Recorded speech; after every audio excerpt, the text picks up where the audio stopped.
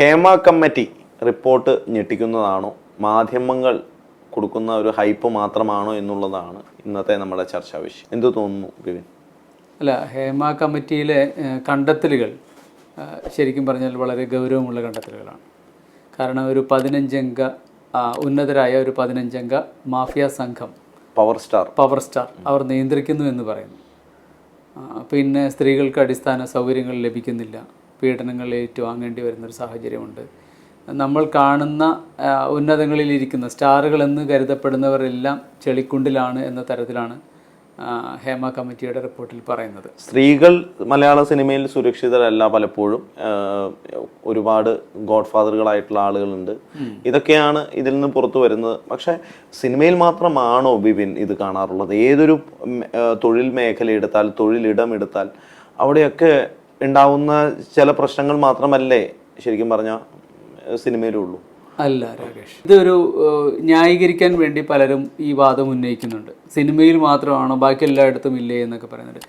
ശരിയാണ്, ഇപ്പം മനുഷ്യരാണ്, എല്ലാ സ്ഥലങ്ങളിലും ഇതേ മോശമായ ക്യാരക്ടറുകളുള്ള ഒരുപാട് ആളുകൾ പല മേഖലകളിലുമുണ്ട്. സിനിമ എന്ന് പറയുമ്പോൾ കുറച്ച് സ്പൈസി ആയതുകൊണ്ട് അതിൽ നിന്ന് വരുന്ന ഒരു വാർത്തയ്ക്ക് വളരെ പ്രാധാന്യം കിട്ടും.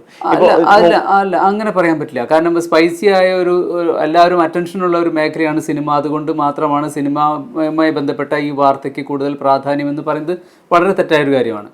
ഞാൻ പറയട്ടെ, ഞാനിപ്പോൾ മാധ്യമ മേഖലയിൽ 10-30 വർഷക്കാലം പ്രവർത്തിച്ചു, പല സ്ഥാപനങ്ങളിലും വർക്ക് ചെയ്തു. അവിടെയൊന്നും ഇത്തരത്തിലുള്ള പീഡനങ്ങളോ അതല്ലെങ്കിൽ സ്ത്രീകൾ ദുരിതം അനുഭവിക്കുന്ന കാഴ്ച ഞാൻ കണ്ടിട്ടില്ല. ഞാൻ കണ്ടിട്ടുണ്ട്. അല്ല, പക്ഷെ അത് വളരെ, ഞാൻ പറയുന്നത് 2 തരമുണ്ട്. ഇപ്പം ഞാൻ ചോദിക്കട്ടെ രാകേഷ്, ഒരു മാധ്യമ മേഖലയിൽ പ്രവർത്തിക്കുന്ന ഒരു സ്ത്രീക്ക് ജോലിയിൽ തുടരണമെങ്കിൽ ഇത്തരം വഴങ്ങേണ്ടി വരും എന്നൊരു സാഹചര്യം ഉണ്ടോ കേരളത്തിൽ? ഇല്ല എന്ന് തന്നെ ഞാൻ പറയും. പൂർണ്ണമായും ഇല്ല എന്ന് പറയാനും കഴിയില്ല. അല്ല, തൊഴിൽ ചെയ്യണമെങ്കിൽ ഈ മേഖല, കാരണം മാധ്യമ പ്രവർത്തകരാണ് അവർ, കുറച്ചും കൂടി ആക്ടിവിസ്റ്റുകളാണ്. മാത്രമല്ല, തൊഴിലിൽ അവർക്ക് തുടരണമെങ്കിൽ ഇങ്ങനെ വഴങ്ങേണ്ട ഒരു സാഹചര്യം അവർക്ക് നിലവിലില്ല. ഞാൻ പല സ്ഥാപനങ്ങളിലും എനിക്കറിയാം, ഒരു സ്ഥലത്തുമില്ല. ഇപ്പോൾ അവരുടെ കൊളീഗ്സുമായി ചില പ്രശ്നങ്ങൾ ഉണ്ടായേക്കാം. അതൊക്കെ ആ സമയത്ത് പാച്ചപ്പ് ചെയ്യുകയോ അതല്ലെങ്കിൽ അതിൻ്റെ തലപ്പത്തുള്ളവർ അതിനെതിരെ നടപടിയെടുക്കുകയോ മറ്റോ ചെയ്തു പോകാറുണ്ട്. ഈ സിനിമാ മേഖലയിൽ അങ്ങനെയല്ല എന്നാണ് എൻ്റെ വിശ്വാസം. ഈ 15 അംഗ പവർ സ്റ്റാർ എന്നൊക്കെ പറഞ്ഞു, അതൊക്കെ കേൾക്കുമ്പോൾ ഒരു ഇങ്ങനെയൊക്കെ സംഭവിക്കുമോ? നമ്മൾ ഈ പറയുന്ന പോലെ സിനിമാറ്റിക് ആയിട്ടുള്ള ഒരു സാധനമാണ് ഈ 15 അംഗ സ്റ്റാർ ഇത് ഓപ്പറേറ്റ് ചെയ്യുന്നു എന്നൊക്കെ കേൾക്കുമ്പോൾ. അല്ല, അതിൽ ഞാനൊരു കാര്യം പറയട്ടെ. നമുക്കിപ്പം നേരത്തെ ഒരു താരത്തെ, ഒരു വനിതാ താരത്തെ ഇതുപോലെ ഉപദ്രവിക്കുകയും അതൊക്കെ ചെയ്ത വാർത്തകൾ വളരെ സജീവമായിരുന്നു. ആ സമയം മുതൽ അപ്പോൾ നമ്മൾ ശ്രദ്ധിച്ചാൽ ഒരു കാര്യം കാണാം, ഈ പെൺകുട്ടി, ഈ വനിതാ നടിക്കെതിരെ ആ നടിയെ പിന്തുണച്ചുകൊണ്ട് എത്ര പേർ രംഗത്ത് വന്നു. നടന്ന സംഭവമാണല്ലോ. ആ നടന്ന സംഭവത്ത് ആ നടി ഇത് ആദ്യം രംഗത്ത് വരികയും പിന്നെ ഒരു പ്രമുഖ നടന്റെ പേരിൽ ഈ ആരോപണം വന്നപ്പോൾ ഈ പിന്തുണ കുറയുന്നതൊക്കെ നമ്മൾ കണ്ടു. 2017 എന്നാണ് എന്റെ വിശ്വാസം ഈ നടി ഒരു പൊതുവിടത്തിൽ ആക്രമിക്കപ്പെടുകയും പീഡിപ്പിക്കപ്പെടുകയും ചെയ്തു. എന്നിട്ട് എന്തുകൊണ്ട് ആ മേഖല ആ നടിക്ക് പുറകിൽ നിന്നില്ല? എന്തുകൊണ്ട് നിന്നില്ല? കാരണം ഞാൻ ഇപ്പോഴും പറയുന്നുണ്ട് ഞങ്ങൾ ഇരയോടൊപ്പമാണ് എന്ന് പറയുമ്പോഴും. പക്ഷെ ഒരാൾ പോലും പരസ്യമായ രംഗത്ത് വരാൻ തയ്യാറല്ലല്ലോ. കാരണം ആ നടി ഇത്രയും ദുരിതം അനുഭവിച്ചു, അവർ ഇപ്പോഴും പരാതിയിൽ ഉറച്ചു നിൽക്കുന്നു. എന്നിട്ടും ഈ മേഖലയിൽ നിന്നുള്ളവർ എന്തുകൊണ്ട് പിന്തുണ കൊടുത്തില്ല?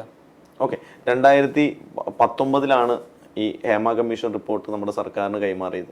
അതുവരെയുള്ള കാര്യങ്ങളാണ് ഈ പറയുന്ന പോലെ ഗോഡ് ഫാദറുകൾ ഈ പറയുന്നത്. അവിടുന്നൊക്കെ സിനിമ ഒരുപാട് മാറി.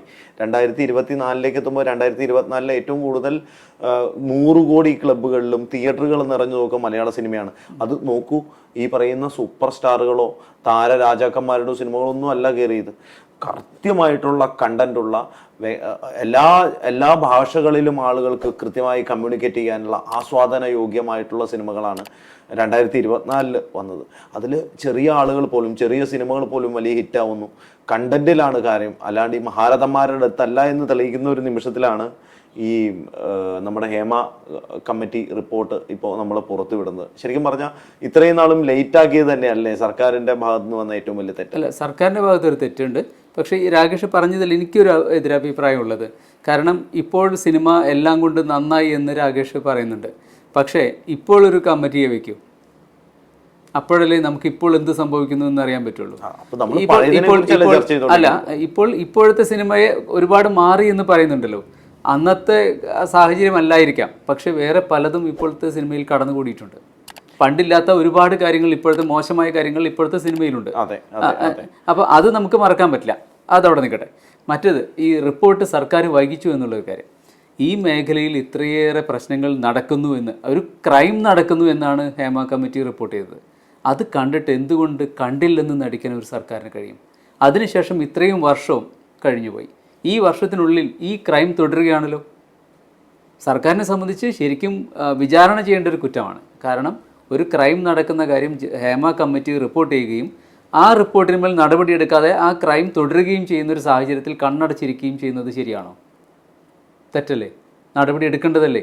എന്തുകൊണ്ട് ക്രൈം തടയാനെങ്കിലും സർക്കാർ പഴയവർക്കെതിരെ നടപടി? ശബരിമലയിൽ സ്ത്രീ പ്രവേശനമൊക്കെ നടത്തി, അതിനൊക്കെ സർക്കാരിനെ പറ്റും, അതിനൊക്കെ സർക്കാരിന്. പക്ഷെ ഈ സംഭവം എടുത്തിട്ട് കുറച്ചാള് കഷ്ടത്തിൽ എടുത്തു വെച്ചു. ഇപ്പൊ ഈ സമയത്ത് അത് പുറത്തു വരുന്നു. അത് ഇപ്പോഴും വരില്ലായിരുന്നു. അതെ അതെ. വിവരാവകാശ കമ്മീഷനിൽ പരാതി കൊടുക്കുകയും അത് വിവരാവകാശ കമ്മീഷന്റെ ഉത്തരവ് വരികയും അതിനെ ചലഞ്ച് ചെയ്യുകയും ചെയ്തു. എന്നിട്ടും ഹൈക്കോടതിയിൽ നിന്ന് ഉത്തരവ് വന്നതിന് ശേഷമാണ് ഇത് പുറത്തു വിടേണ്ടി വന്നത്. ഇതിപ്പോ നമ്മൾ സിനിമയെ കുറിച്ച് പറഞ്ഞു കഴിഞ്ഞാൽ ഇപ്പോൾ സർക്കാരിന്റെ ഭാഗത്തു നിന്നുള്ള തെറ്റ് നമുക്ക് മനസ്സിലാവും. സിനിമയെ കുറിച്ച് പറഞ്ഞു കഴിഞ്ഞാൽ ഈ സിനിമ അല്ലെങ്കിൽ ഒരു കല, ഒരു പൊതുവേദിയിലെത്തുന്ന ഒരു കല, നാടകത്തിന് മുമ്പ് നൃത്ത രീതിയിലായിരുന്നു ഉള്ള ഡ്രമാറ്റിക്. ഈ സമയത്തൊക്കെ ഉള്ള ആരോപണങ്ങളാണിത്.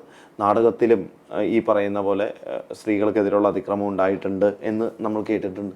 ബ്ലാക്ക് ആൻഡ് വൈറ്റ് സിനിമകളിൽ നോക്കൂ, ഇത്തരത്തിലുള്ള ആരോപണങ്ങളുണ്ട്. സിനിമ എത്രത്തോളം ഇമ്പ്രൂവ് ചെയ്യുമ്പോഴും ഇത്തരത്തിലുള്ള ആരോപണങ്ങൾ സിനിമയുടെ കൂടെ ഉണ്ട്. ഇത് മാത്രമല്ല, മലയാള സിനിമയിൽ മാത്രമല്ല, ആദ്യമായിട്ട് മീ ടു ക്യാമ്പയിൻ വന്ന എവിടെയാ? ഇംഗ്ലീഷിലാണ്. അവിടെ ഏറ്റവും കൂടുതൽ ഇതുപോലെയുള്ള പ്രതികരണങ്ങൾ വന്ന എവിടുന്ന? നമ്മുടെ ഹിന്ദി സിനിമയിൽ നിന്നാണ്. ഒരുപാട് ലാംഗ്വേജിലുള്ള സിനിമകളിൽ നിന്നും ഇത്തരത്തിലുള്ള സ്ത്രീകൾക്കെതിരെയുള്ള അതിക്രമങ്ങളെ കുറിച്ചുള്ള വാർത്തകൾ കേട്ടു.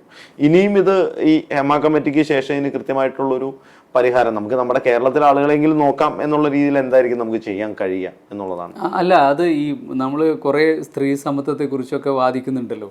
ഞാൻ രാകേഷ് ചോദിക്കട്ടെ, ഒരു സ്ത്രീകളെ അടിസ്ഥാനമാക്കി സ്ത്രീയാണ് പ്രധാന കഥാപാത്രമായി എത്ര സിനിമകൾ കേരളത്തിൽ ഇറങ്ങുന്നുണ്ട്?